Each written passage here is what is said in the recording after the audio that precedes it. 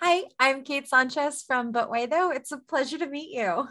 Hi, I love the name of your podcast. It puts Thank a smile to you. my face. Thank you. So my first question is what made you want to get involved with Luck and to play Sam specifically? Well, for Sam specifically, I was sent a breakdown of Sam um when I was auditioning, and I thought that seems awesome. And I looked at the team, Peggy Holmes and Keel, and I was like, wow, I love all of their work. It'd be so cool to be able to say I worked with these people, the Yeah. legends, and thankfully they, um, lucky for me, heard my audition. They were like, "Yeah, that's who we want for Sam." I still can't believe it. I'm pinching myself, but super lucky to have been a part of a movie with such incredible people attached to it. Is there any part of yourself that you kind of see in Sam as a character? Like how much of it is how you feel versus, just acting the part? I always think that it's a sign of a good performance or a good actor when you don't see any of the actor in the character. That's, in my opinion, that's kind of the point of acting, is of surrendering yourself. Yeah. However, with animation, I feel like in animation a lot more of the time you see so much of yourself in these characters, and I definitely see a lot of myself in Sam. um, I see a lot of her in me as well. So I guess that was a little difficult, of like trying to base her experiences solely off what she's experienced, Yeah. not what I've experienced, because it's not even Lozada, it's Sam Greenfield. So yeah, I definitely am clumsy like her. I lose stuff all the time. That key scene where she drops the keys and it goes into the gutter, and then a car comes and it goes into the gutter. I was like, that stuff has happened to me so much. Um, the one thing I'd like to learn from Sam is her ability to not get upset. And when I mean upset, I mean like wanting to cry. I like you only Yeah. saw her cry when she was happy in the movie, which blows my mind. I'm like, I cry all the time. Maybe it's a Pisces thing, but I admire her a lot. One of the things that really struck me about Luck and really, before I knew anything about it, that made me want to watch it was there are so few brown women, brown young adults, like in these lead roles. Do you think Sam's going to offer, a nice piece of representation for people out there? Of course, I'll take anything. People will take anything they can get when they feel underrepresented. My favorite movie growing up was Mulan. I'm not Chinese, but I saw myself in Mulan. I saw her in me, and I was inspired, because I saw a woman who kind of looked like me, who was a hero and who was doing incredible things. And it, you know, it's more about representation when it comes to, here it is. It's like we're seeing humans. We're humans that Yeah. want to see humans that we understand. Sorry, that we know understand us. If that makes sense. Um, and it's so special when that happens. So yeah, I think it's so wonderful. And I think when people see Sam's face, rather than say, "Oh my God, how incredible would it be to say, not only does she feel like me, but she looks like me." That's so cool. Very important. Very important. So on top of that too, what is one of the things that you want younger viewers or even just viewers in your age range to just walk away from the film feeling? Like what do you want them to take away from Sam's journey? I think after watching Sam's entire journey, I hope that they leave feeling inspired about their own journey. Um, I hope that they feel uplifted, and I hope they feel happy. I hope they feel more lucky, and I hope they feel like good luck is more available to them if maybe there's a shift in their perspective about what that means. Yeah. So in the film, we see so many different types of representations of luck. Did you have a favorite one that, that's in the film? Oh my goodness, there's so many of them. Um, I love the clovers. It's funny because one of my special skills is I'm extremely good at finding four-leaf clovers. If Oh, you put me in a wow. clover patch, and give me 20 minutes, I could probably find 2 or 3 for you. It's a weird skill. It's really therapeutic for me too. So I love the fact that there's just clovers everywhere. That makes me super happy. Yeah, I love that about the film. And I also love the bunnies. Every character honestly is so cute. Yes. I want to buy all of the stuffed animals immediately. I agree. Between the bunnies and the roots, it just 100%. The roots. I love the roots. I love the goats. I also want there to be like a pop-up tiki bar that sells adult beverages. I would go there in a heartbeat. In a heartbeat, I would go there. That looks so cool. 100%. I completely agree. What was your favorite scene to voice out of the film?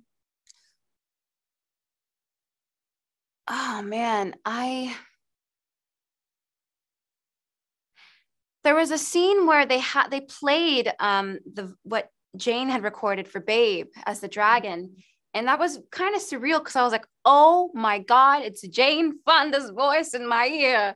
And it freaked me out in like the best way. And it really like helped me step up to like doing that kind of scene about where they talk about what they feel about good luck and how hopeful it makes them feel. It's when their characters really create a special bond. That was a great day. I remember that day and it was really special. I just got really excited to hear Jane's voice in my head. I was like, oh my God, I'm literally going to be speaking with her. Even if she's not actually here, it's like her voice. It was crazy. That was a great scene to film. Finally, I wanted to ask, do you have any advice for people who want to get involved with voice acting and animation that, may be scared to take that step? Yeah, I would say I'm coming from a different place because I'm lucky and privileged enough to have a team that kind of do a lot of the heavy lifting for me when it comes to trying to get a job. But I would say start by getting an agent and make sure that your agent and the people that you put on your team make you feel good. Yeah, and challenge yourself. That's what I would say. That's my advice. Awesome. Thank you so much. It was very nice talking to you. I loved Sam. Can't wait for everybody to see her.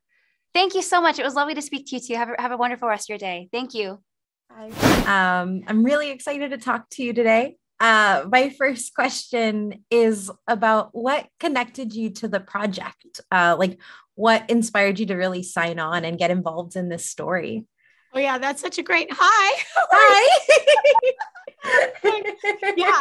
Oh my gosh, that's such a great question. So there were two things that were part of this project when I was asked to consider directing it. And I was at Skydance Animation already developing a series. And so the two things were the lead character was in the foster care system, growing up in the foster care system. And the other thing is there was a little leprechaun. And I was like, okay. If I were to tell a story, I wanted to tell a story about someone who grew up in foster care system and ultimately found her forever family, right? Yeah. I come from a huge family. It's so important to me. I believe everyone wants to belong, but you can belong in many different ways, right? Yeah. Your forever family can look different from someone else's forever family. So I was like really drawn to the idea that I could potentially create a story with that kind of emotional heart. And then when I saw that leprechaun, like I'm Irish, I like to laugh and I like to be entertained. And I thought, oh, wait a minute. What if there's a whole land of luck where all the lucky icons from all over the world all live and work? And somehow I didn't even know what the story was, but I wanted to create a fantastical world around the lucky icons from around the world. And so so I pitched that and said, those are the two things I want to do. And they said, okay, go. That's really fascinating. And honestly, it's one of the things that I loved about the film was seeing someone learn what their family is and trying to deal with luck and understanding the depth that luck has. And so my follow-up question is really how did you go into balancing that kind of, I don't want to say negative emotion, but almost those kind of somber notes of bad luck with the good luck? Because the film is very bright and very joyful, but it's also dealing with some of the more, negative aspects of life as well. Yeah, I'll tell you, we were fortunate enough to interview Keel Murray, the writer, and myself. We were able to interview these young adults who had been through very similar lives as Sam, our lead character. Yeah. They had aged out of the foster care system and they were on their own now in their early 20s, some of them even 40, and they were had lived very similar lives to Sam. And Keel and I were so struck by how positive, how hopeful, and how generous these young adults were. They were so incredible. And we were so moved by how they operate through the world, despite the real bad luck they've had, that we were like, that is the core of the story. And we just always made sure that we just came back, no matter how hard a day they have, they find a way to be hopeful, and so we just wanted to honor that. It was like so true. And we were so moved by it that we just kept coming back to that with the story, is that, what?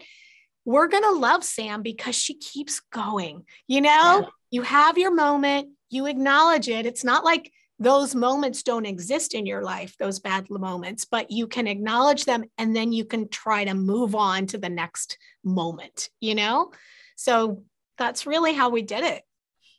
And I think it comes across very beautifully. And I think part of that is, one, the icons that you already mentioned from across cultures, but also the interpretations of luck, right? The different luck departments, the different examples that we see. What went into kind of brainstorming that whole spectrum of luck? Yeah. I mean, it was really, we asked the crew to kind of like go through your day and like, what are the lucky and unlucky things that happened to you today? Because we can all relate to it. That's what's so cool about it, right? Yeah. If you stop to think about it, like you probably had a bad luck thing happen to you today, right? Yeah, I have a dog. So the entire first entrance into bad luck, I was like, of course, yeah. Dog poo. Yeah, exactly. So we just wanted it to be relatable, right? We just wanted the luck to be relatable. We didn't feel like we had to make it up because as humans, we all experience good and bad luck throughout our day, throughout our week, but we stuck to one rule, right? So I did a lot of research on luck and there's a lot of papers written about it. Humans are obsessed with luck. And there's one rule that we adhere to, which is this idea that luck is random. You can't create it. You can't control it. You don't know when it's coming, good or bad, right? So we really stuck to that rule and made sure so that audiences watching it feel that it feels real. It feels true. It feels true. You don't know when good or bad luck is coming, Yeah. And that's something that I mean, watching the film is something that I very much did identify with and see. And so I'm really happy to hear you say that because it definitely comes across in the film. Yeah. Follow up to that, do you have a favorite scene that you directed? Like, is there one, whether it's an instance of luck or just an interaction that really stuck with you after the process? Yeah, that's such a sweet question. I will say there's a scene at the beginning of the movie when Sam is moving out of the sort of foster care system. And she's sitting on the bed with Hazel and she's only 5, right? And Sam's a little nervous because now she's going to be out in the world really alone for the first time in her life, really alone. And Hazel looks at her and Sam says, I'm a little bit nervous. And Hazel simply gives her a hug. She just, oh my gosh, I could start crying right now. She just gives her this simple hug because she knows that's what Sam loves. And every time I see that scene, I have a little sister that's 17 years younger than me. And I love my little sister so much. I would do anything for her. Her name is Julie. And every time I see that scene, I think of the connection I have with my little sister. And so I would say that's my favorite scene. Well, I love to hear when creatives mention those small moments because I think those small moments are what make a project impactful. And I think on that note, and you've kind of alluded a little bit to this, but what do you want people to walk away from the film feeling like the message or even just the emotions that you want somebody to, live in when the credits roll? Yeah, I just think I really, first of all, I want people to have a great time, and, because we had so much fun making it, but also I just want them to feel inspired, right? To be hopeful and feel inspired that, to not give up, Don't give up on your dreams. Don't give up on finding family. Don't give up on love, and don't give up on yourself. That things will change, you in your hardest times, something else is coming, so just hang in there.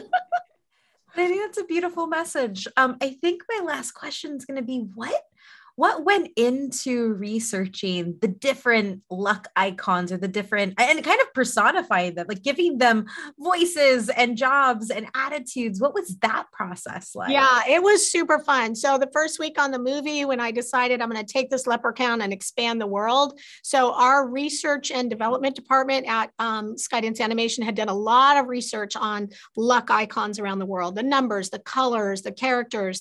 And so I basically asked the story team and the art department, okay, take all this research. You have 2 days, go crazy.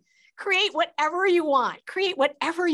And so it was such a fun exercise, to not be saddled with the story need or the, can we build that character? We just let them do whatever they want. And out of that brainstorm came the dragon, came the unicorn, came our millennial Gen Z mashup leprechaun.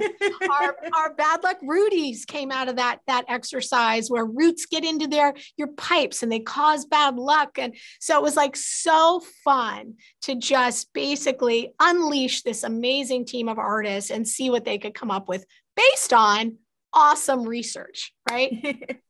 Super fun.